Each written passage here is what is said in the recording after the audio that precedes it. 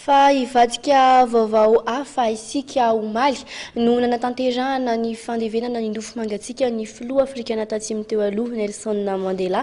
Nanamarika izany moa isika teto Madagasikara nisy ara ny fitaovam-pivavahana raisam-pinoana izay notanterahana tetsy amin'ny fiangonana katolika ekara Saint François Xavier Antanimena nentina nanomezam-boninahitra ahitra farany ity filoha afrikana tatsimo teo aloha ity. Ireo rehetra nandray fitenenana natao amin'ny ekara Saint François Xavier Antanimena omaly dia samy nanasongadina fa veronomanga Afrika zao tontolo izao tamin'ny fahalasana Nelson Mandela. Fakatahaka ny tolona nataony fandravana fanavakavavam-bolokoditra teo ihany koa ny tolona ho amin'ny fahafahana ary ny fandalana ny fihavanana sy ny fandeferana. Anisan'ny nanasongadina izany ny ambasador Maroka izay zoky olona maso ivovahiny miasa simoana eto amintsika.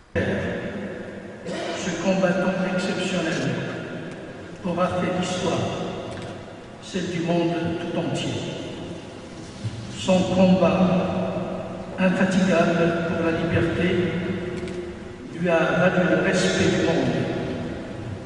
Son humilité, sa compassion et son humanité lui ont valu l'amour et le respect de toute la race humaine.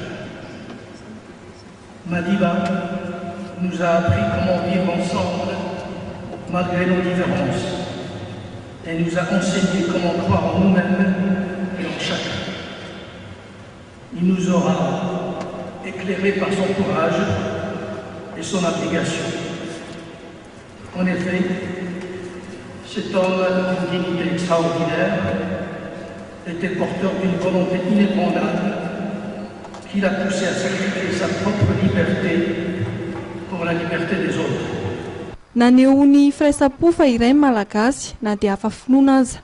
Ny mpino silamo dia anisany nanana solotena tamin'ity fahatsiarovana Nelson Mandela ity izay natao teto amin'ny ekara Antanimena.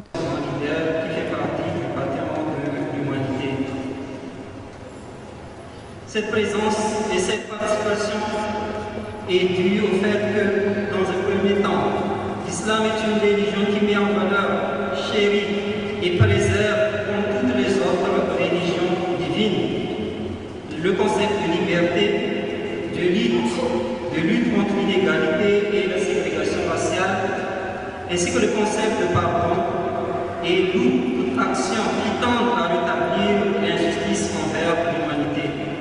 C'est ainsi que la liberté, en tant que concept et aussi bien que valeur, s'applique à toutes les activités volontaires de l'homme dans tous les domaines de la vie.